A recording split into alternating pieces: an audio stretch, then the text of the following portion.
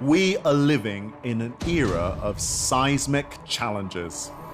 Our global food system faces never-before-seen stresses, from the climate crisis, population growth, and fractured supply chains. But might these shocks to our system actually be a catalyst for positive change? This is just so incredible. I'm on a journey to witness for myself. Oh, look at this! How farmers, scientists, and innovators are radically reimagining how we grow our food and produce it. I feel like I'm in a space station and super perfect lettuce has just magically appeared from the heavens. It's a quest to meet the greatest challenges that are facing humanity. We have to wake up and we have to feed the world. That's a big job. And create a new and better food future.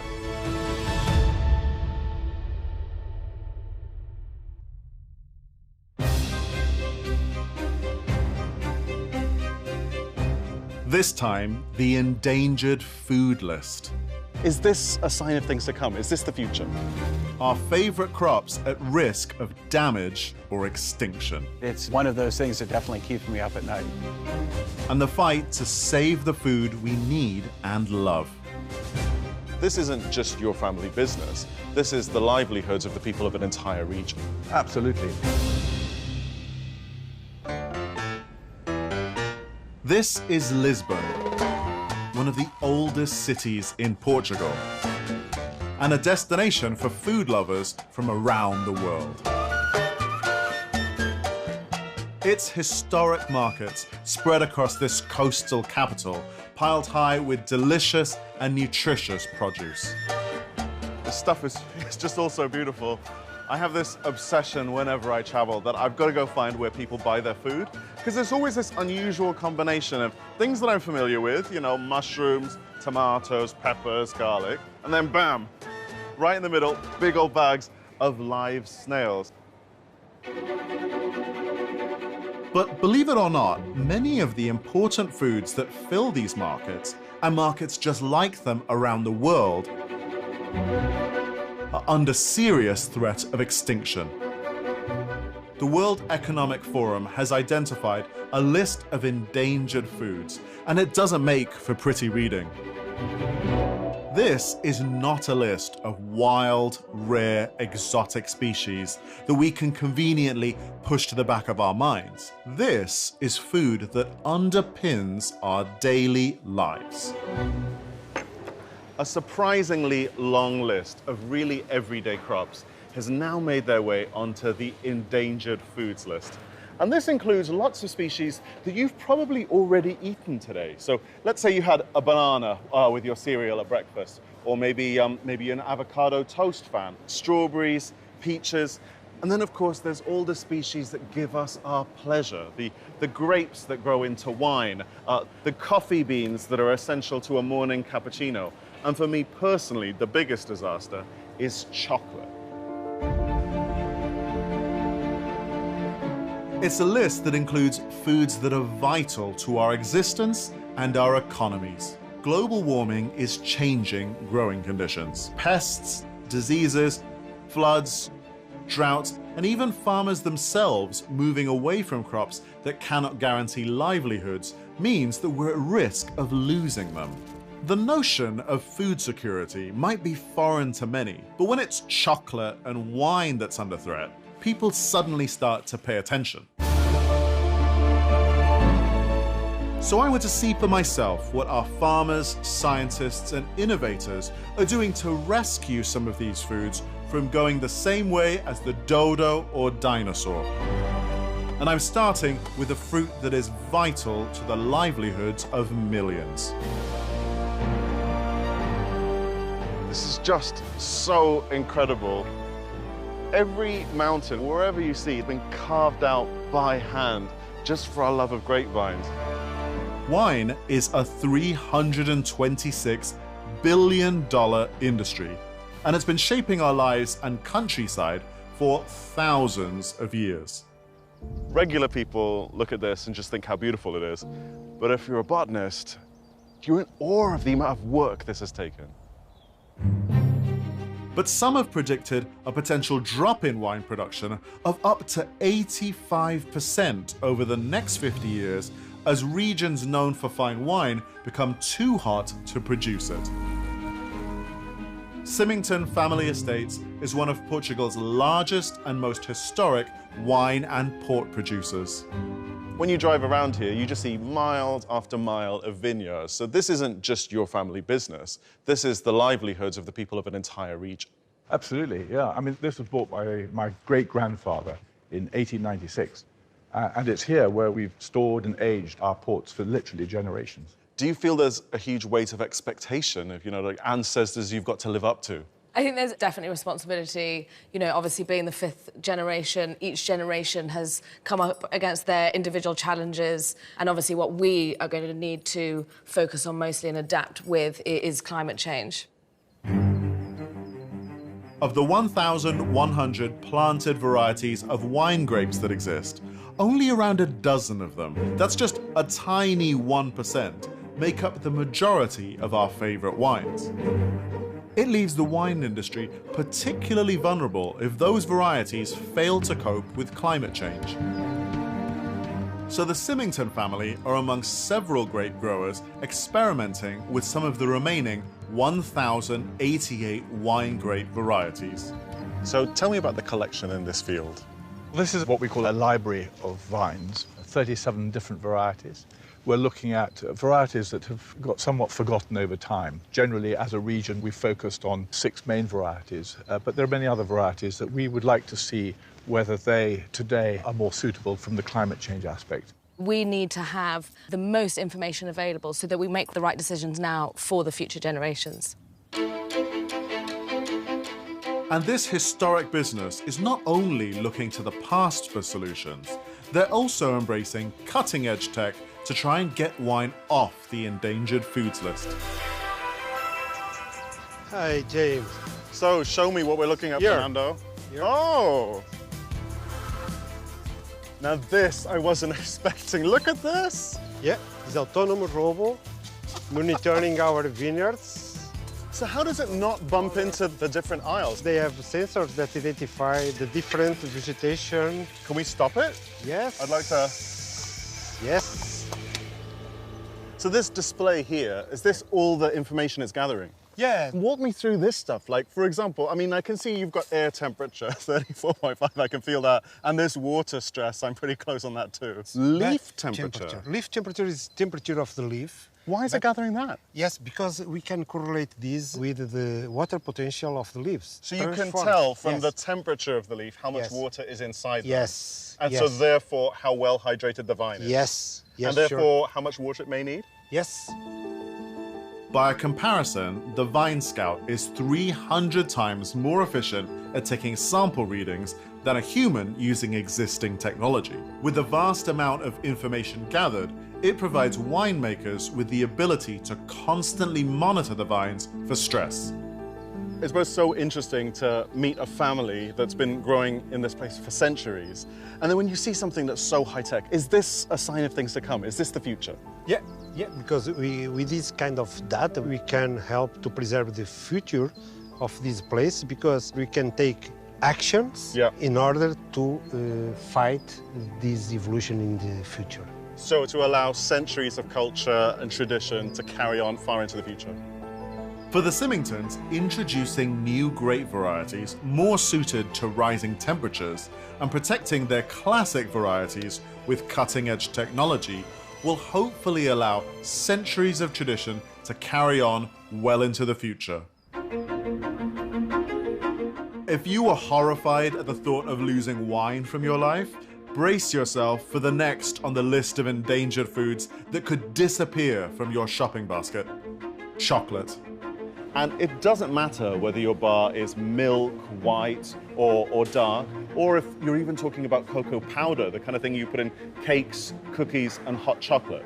All of those products come from a single species, and it's under threat.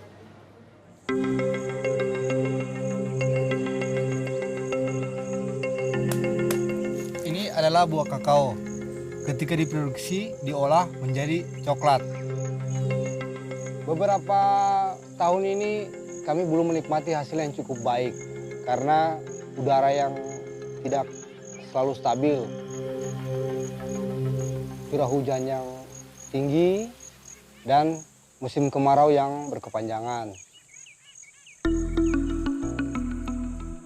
Cocoa trees grow in hot, rainy, tropical areas within 20 degrees latitude of the equator, often by smallholders. But unpredictable weather patterns caused by climate change are causing big problems, including the loss of vital pollinating insects, meaning farmers like Reynold are literally having to take matters into their own hands. Kita harus mencoba untuk melakukan hand pollinasi. Proses terjadinya pada saat bunga banyak pada pohon, kita dapat melakukannya. Hand pollinasi ini sangat membantu. Tetapi apabila penyerbukan tangan ini gagal, ini sangat mempengaruhi bagi ekonomi saya bersama keluarga karena tidak dapat memenuhi kebutuhan keluarga kami.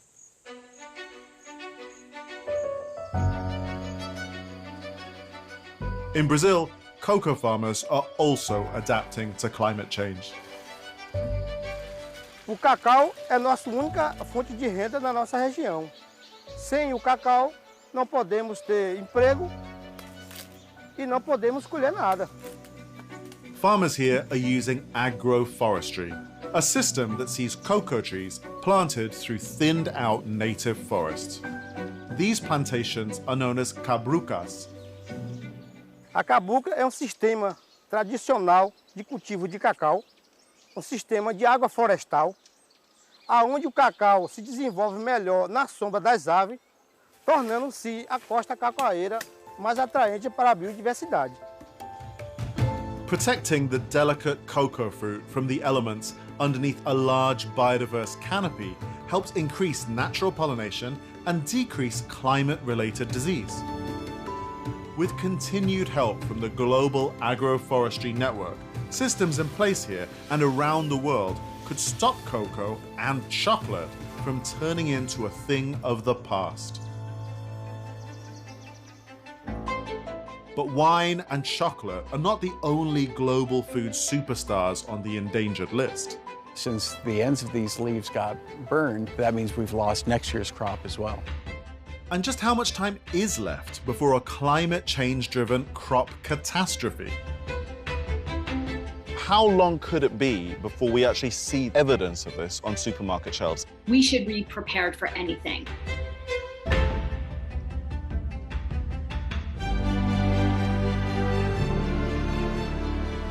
Climate change is already beginning to have a negative impact on the growing conditions for all sorts of everyday fruits and vegetables. And to the extent where in some situations, if we don't do something immediately, these things will be lost forever. I've already seen how wine and chocolate are on the endangered foods list, and the measures being taken to try and protect their future. But they're not the only vitally important foods under threat.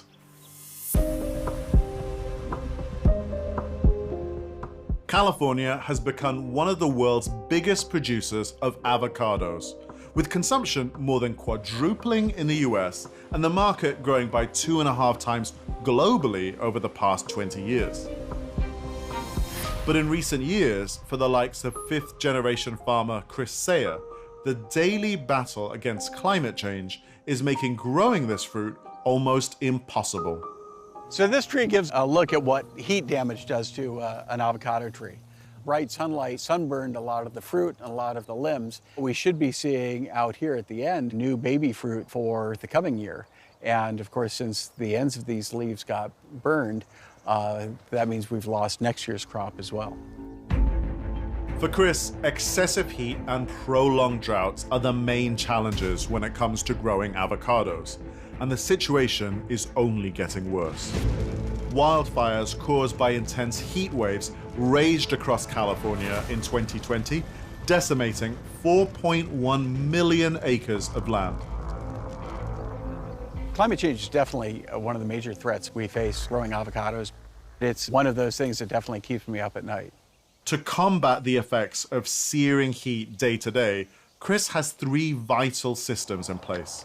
In California, we live with drought 6 to 9 months out of every year anyway. We've got a micro sprinkler irrigation system here that provides just the right amount of water right to the tree's root zones, right where they need it. Planting cover crops provides shade and biomass to the soil to retain water.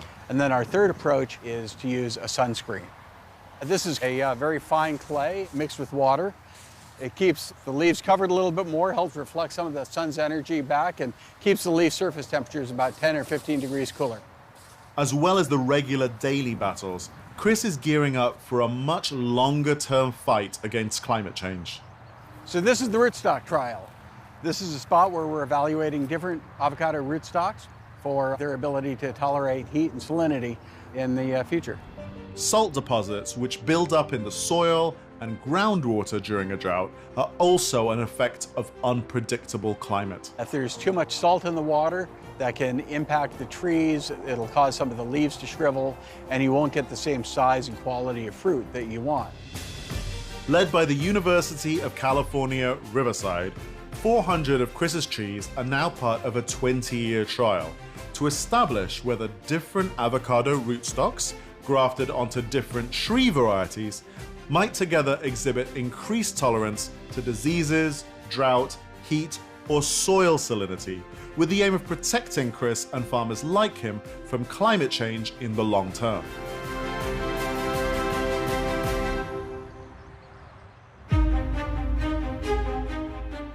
The clock is certainly ticking for some of our most cherished foods. But what I want to know is just how long we've got left to do something about it. Hi there, Simran. Thank you so much for taking the time today. Lovely to see you, James. I've lined up a call with Simran Sethi, author, educator, and globally recognized authority on our changing environmental landscapes. How long could it be before we actually see this, evidence of this, on supermarket shelves? Is it going to be a slow burn over decades, or is this the kind of thing that could take hold on the turn of a dime? That's such an interesting question. So there was a very comprehensive study released a couple of years ago, written by 455 experts representing 50 countries, looking at agricultural biodiversity. And what they found was that 1/8 of the world's plant and animal species are now at risk of extinction. When we think about biodiversity, we tend to think about wild animals and plants, things like tigers or certain trees from the rainforest. We don't tend to think about cultivated plants having to have biodiversity as well. Biodiversity is woven into every aspect of our lives, from the food we eat, to the pharmaceuticals that we need, to the fodder for animals, to the fiber that we wear. Every single part of our lives are impacted by biodiversity and subsequently by the loss of biodiversity that we're seeing in such extraordinary measure now. We've eroded what we call biodiversity, and we've really put every single food and drink that we consume in a very perilous situation.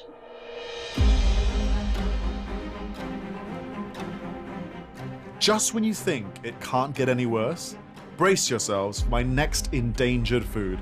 This one is enjoyed by the bucket load, and together we consume nearly 500 billion cups of it every year. It's been argued that caffeine from plants like coffee has helped fuel industrial revolutions around the world to the same extent as fossil fuels. And that's because it allows humans to work harder for longer. So it's not just pleasure that's at risk here, it's economic productivity. And the scientists who are trying to conserve this species face unique challenges.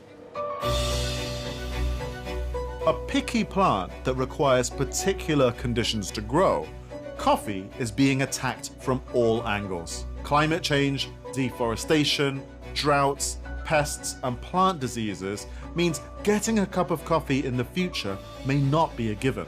Importantly, it also means the livelihoods for over 125 million people across the world are at serious risk. Farmers, traders, roasters, baristas, and many more jobs will just all be gone. But there is some hope. Scientists at the National Laboratory for Genetic Resources Preservation are working on it. We've got about 550,000 samples of seeds that are stored inside this room. It's among the largest collections in the world. Some of these seeds are predicted to be able to survive hundreds to thousands of years at cold storage. Seed banks like this are so important because we capture that genetic diversity and save it for long term. It allows breeders and researchers to have access to these genetic resources for generations to come. But when it comes to preserving coffee here, there is a serious problem. The seeds that can store here are called orthodox type seeds. These are the seeds that can tolerate drying as well as cold temperatures. So there are some types of plants that we can't store in a vault like this, and that includes coffee. Coffee seeds have proven intolerant to long-term storage in extreme drying or freezing conditions, which means at best they can only last up to 12 months. Instead, scientists are looking to preserve the actual plant using a method called cryopreservation. I have a coffee Arabica Marsalisa culture here, and these are ideally 4 to 6 weeks old. And they're nice and green, and they're proliferating shoots, so I can get multiple terminal buds off of one. The benefit of preserving the actual vegetative material rather than the seed is that coffee seeds don't always retain the genes of their cultivated parent, meaning that any seeds used to grow new plants may not produce the desired coffee. And in commercial coffee growing, that's a risk not worth taking. I have a nice stalk here. Now I can start excising the shoot tips out of those little shoots into approximately 1 millimeter tall and wide. Over the next 24 hours, the shoot tips continue to be carefully prepared, ready for their final destination, to be immersed in extremely cold liquid nitrogen.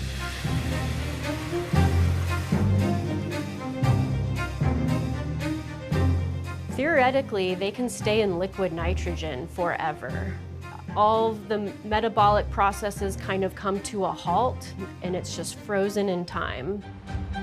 Storing these collections of really diverse plants in our international gene banks is critical for future breeding programs.